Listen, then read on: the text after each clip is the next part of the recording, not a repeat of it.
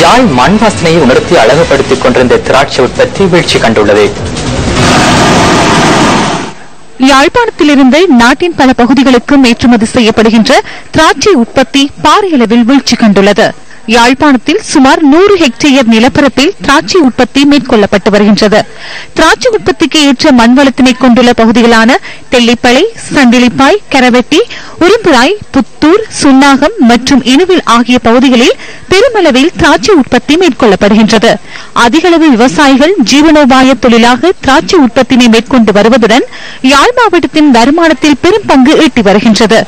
எனினும் காலநிலை மாற்றம், பீடைகளின் தாக்கம் காரணமாக திராட்சை உற்பத்தியில் வீழ்ச்சி ஏற்பட்டுள்ளதாக விவசாய துறைசார் நிபுணர்கள் தெரிவிக்கின்றனர்.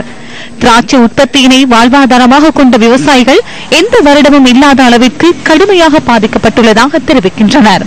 இந்த காத்து, இந்த கிளைமேட் சேஞ்சால அதால இந்த கொடியெல்லாம் எரிஞ்சிட்டுது. இப்போ வர மருந்துகளும் வேலை செய்யுதில்லை. முந்தியெல்லாம் கரால் பூச்சிக்கு ஒரு மருந்து அடிச்சோம்னு சொன்னா ஒரு 15 நாளைக்கு அடிக்க தேவையில்லை. இப்போ ஒரு மருந்து வீரியம் காணாம இருக்கு. எல்லா மருந்தும் கடந்த வருடத்தை விட இந்த வருடம் விளைச்சல் குறைவால விலை கூட விற்க வேண்டியதா இருக்கு. இதால எங்களுக்கு பாரிய நட்டங்கள். இப்ப தோட்டக்காரருக்கு நாங்கள் லட்சக்கணக்கில் முதலீடு செய்யறதால எங்களை போன்ற தோட்டக்காரர் மிகவும் சரியான கஷ்ட நிலையில் இருக்கிறார்.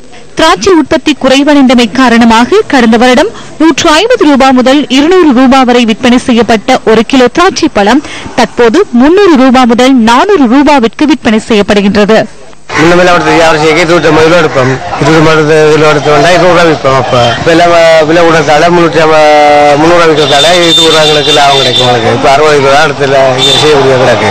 விலை அதிகரிப்புகள் காரணமாக திராட்சை பழம் வாங்கும் நுகர்வோரின் எண்ணிக்கை குறைவடைந்துள்ளது. விளைச்சல் குறைவு காரணத்தால அவங்க விலை கூட விற்கிறாங்க.